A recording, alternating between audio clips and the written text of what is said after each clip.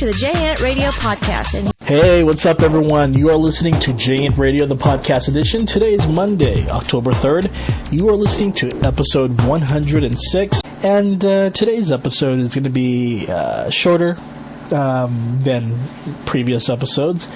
Pretty much, I'm going to go ahead and talk about, what kind of movies I watched this weekend. And also, which I'm going to start off the episode with, is announce the winners of the Kumiko Kato Autograph CD Contest. And I want to thank everyone who participated in the contest. We received submissions from all over the world. And, man, I really am very, very grateful for all of you who have, who went in and sent your submission for the contest. So here are the winners of the Kumiko Kato contest. Julie Dalka from Naperville, Illinois. Eric Murakami from Diamond Bar, California. Timothy Sellers from Victoria, British Columbia in Canada. And Vernus McClellan from Elgin, Illinois. Congratulations to the four of these individuals. You guys will be receiving your autographed CD. And again, thank you to those of you who participated in this contest. We do have another contest coming up, which is going to be awesome.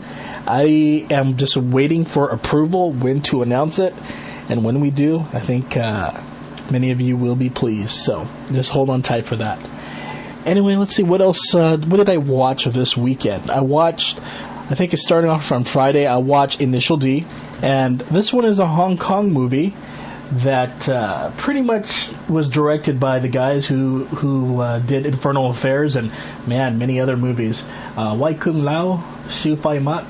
And, man, what can I say? This one features an all-star cast. You got the big pop singer, Taiwan singer, Jay Cho, as the main character of Takumi Fujiwara.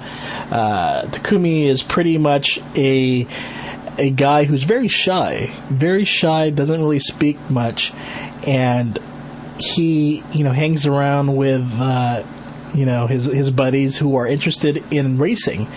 Well, it seems that Takumi has a very strict father, and his father is Bunta Fujiwara, played by Anthony Wong, pretty much delivering tofu, and doing it through this really windy this freeway. And Takumi, just to get the tofu out quickly and try to finish his job by delivering, what usually took hours now takes under an hour and less than 30 minutes. And he's been doing this by just driving fast and learning how to drift with his car, which is a Toyota AE86. And a lot of people don't believe it's that fast, but it's been fixed up by his father. And you're introduced to other actresses and actors. You have Anne Suzuki, who plays Natsuki, the girl that Takumi likes, and she actually likes him, but she has a secret that he doesn't know about. Then you have Edison Chen, who plays Ryosuke Takahashi, who plays Takumi's rival, but pretty much wants him wants to help him at the same time, and wants Takumi to join his racing team. You have Sean Yu, who plays the character of Takeshi Nakazato, who is a rival of Takumi. Hold on here, let me. I hope this is not another episode where we'll get millions of calls, but hold on. Anyway, I'm back. We had Sean Yu plays the character of Takeshi Nakazato, another racing rival of Takumi. We have Chapman To, who does a very good job, as usual, with many Hong Kong movies, as playing the clown. But here he plays Itsuki Tachibana, which is Takumi's best buddy, that he grew childhood buddy. And he's a little in the nerdy side, but he wants to be a great racer. And you have Jordan Chan, who plays the character of Kyoichi Sudo, and he's one of the professional racers who tends to race a lot of the amateur racers, who actually may be better than him. So, very cool movie. Let me explain a few things first. Initial D is based on an anime and also a manga series. But I guess with the audiences in Asia, some people loved it and some people hated it. And this is a very difficult thing. Those who loved it had some familiarity with the anime and manga series, and they love, import racing. They have an interest in it, and they love to see people race and drift. Well, when I watched the movie, I can tell you that, I was happy. I was excited even before this movie came out because, one, it was Initial D. Now, I do have an interest in, racing and drifting and so forth. I'm a big fan of Jay Cho, I love his music, for one thing, and this is his first acting role. So I was very excited to see him act for the first time. Then, knowing who directed this movie, and also knowing that when they usually direct a movie, they usually bring a, whole cast of well-known people into it. I really, I watched this and I really enjoyed it. But asking my friends who have watched the movie, they're like, it's okay. I didn't like it all that much. Too much of the racing. And they have no interest in Initial D. They have no interest in the race scene. They have no, interest in cars and so forth. So, knowing that, they didn't enjoy the movie all that much. Anyway, the movie is, I enjoyed it, and, whether or not I recommend it to you guys, it depends on your interests. And if you do, if you want something that's, not so serious and, fun, I think Initial D is a pretty fun movie. But if you have no interest in car racing, which this one features a lot of the racing, then, you may want to bypass it. There was a lot of people critical of Jay Cho's Jay Cho's acting, and of course this is his first role, and knowing the character that he's acting, he really he doesn't speak that much. I guess if you really want, there's a time when he finds out about Natsuki's secret, that there's an emotional scene where he has to cry, and if you're very critical of that, I'm not as critical. I figured this is his first acting gig. He's a singer, not an actor, and seeing what he did on screen and what he was able to accomplish, I give him kudos for that, because I think he did a good job. He's not going to be, this is his first time, and I'm not going to really score him that high. I'm not expecting, a Oscar-winning performance. So, what can I say? I enjoyed the movie. I haven't watched the DVD special features yet. Plan to watch that later on. But so far, if I have to judge the other movies that are built upon racing in Hong Kong cinema, still the number one DVD I recommend for people to check out is The Legend of Speed, which stars Ekin Cheng, Cecilia Chung, Kelly Lam. It's a very serious and fast. There's a lot of action, but it's very serious, very emotional, and this one goes into into racing, but it also goes into friendship, betrayal, death, and a lot more serious than Initial D. But nevertheless, I really enjoyed Initial D. I like the racing. The set, it just looks very real. They did a really good job on it, and I enjoyed it. So I'll leave it at that. Other movies that I checked out this weekend, I finally, for some of you who have heard my discussions when it comes to DVD collecting, I'm the kind of person who buys many DVDs but never has the time to watch them. So by the time I do watch a DVD that I bought, it's usually 2 years later. And in this case, I finally watched The Last Samurai on DVD, and I watched the movie Flight of the Phoenix. So both movies I enjoyed. The Flight of the Phoenix is about a movie about Dennis Quaid and Tyrese Gibson. They play pilots who have to pick up this group of employees who work at a oil refinery, or actually a group that's trying to find oil in the middle of the desert in Mongolia. and they were unsuccessful, and they were told by the company to close down. So these guys, Dennis Quaid and Tyrese have to fly these people back home, or fly them back to China actually.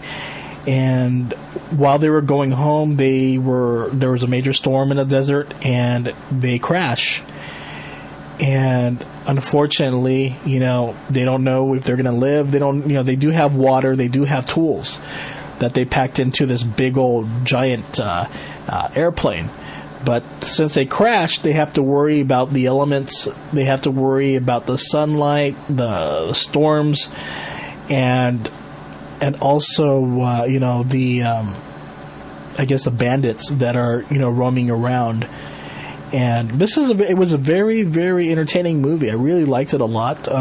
It's not the greatest, but I have to probably give it about a 7 or 8. Very, very, very entertaining movie. And, I guess I don't want to spoil it too much, but, to see how they survive and how they get out of the desert is very, very interesting and very unique for a movie. You really don't see it coming. But very good movie. I watched the anime preview of Ghost Stories, and this one will be coming out this month, I believe later this month. And this one's very interesting because Ghost Stories is about... When you see the animation, you could tell these kids are, maybe junior high, and the other one's an elementary school kid, who pretty much find a book in a haunted school. I guess it's a haunted school pretty much, and it's a school that one of the kids, her mother, used to attend, and pretty much. They meet a ghost. They find out how haunted the school is, and one of the ghosts that they have to go against, they end up trapping into their pet cat. And now, I guess with the series, they pretty much have to stop these ghosts who are out from hurting anyone, and that's the major, I guess, the gist of the story. There's nothing major about it, but I'll tell you what's so interesting about this anime. Well, one, animation's not, super great. It looks like something that you see from older anime, but this is something that I've never seen in any anime before, and it's a complete rewrite of the script. I haven't seen the Japanese version, the Japanese language version, or haven't watched to see what's it about. But in this anime series, a lot of dialogue is rewritten to fit modern times. Where in one scene, they talk about wanting to get Reverend Sharpton, Al Sharpton, or someone famous. To help fight the ghosts, and they talk about Tom Cruise, and of course I pretty much know that this is definitely not in the Japanese dialogue. And there's a scene where the possessed cat, where the demon is in, calls one of the main characters, the little boy, calls him retarded. And they keep on calling this kid retarded. Are you retarded or something? And that's interesting, because that's something that you really don't see in anime. Because heck, I believe Lindsay Lohan used that word quite a bit, and she drew some fire from groups that defend mentally disabled people. So. Anyway, this is very interesting because they pretty much take the script and do a whole rewrite to make it more fitting for American audiences and much more enjoyable. The first episode, again, they go against a demon. The second episode, they go against this demon who possesses the toilet bowl. And the third one, they go against this demon who has possessed one of their friends. But again, by the third episode, you pretty much are surprised by how much the dialogue strays away from children, being, confronting ghosts to something that's very, really, really interesting, because the characters really go off into man, how am I going to explain this? The characters sound very mature for their age, but at the same time, their wording of certain things. You have this one girl who's always, pray for Jesus, believe in Jesus, and that's all she pretty much talks about. We need to confront these monsters with Jesus. And I'm wondering if the Japanese dialogue actually says that. And then one of the other kids, the main characters, is Jewish, and they tend to play off some Jewish jokes versus the Catholic jokes. And it's just very, very, very, they don't say she's Catholic, but she keeps on saying she prays for Jesus and talks about Jesus quite a bit. So, anyway, that's Ghost Stories. I should have a review on that and for Initial D on JENT very soon. Anyway, got to get back to work here. I know I'm going to get a lot of calls really soon. So, everyone, you take care, and I'll talk to you later. I want to go ahead and congratulate everyone who have participated in the Kumiko Kato contest, and also congratulations to our 4 winners. So everyone, I'll see you next time, and I'll talk to you later. Bye-bye.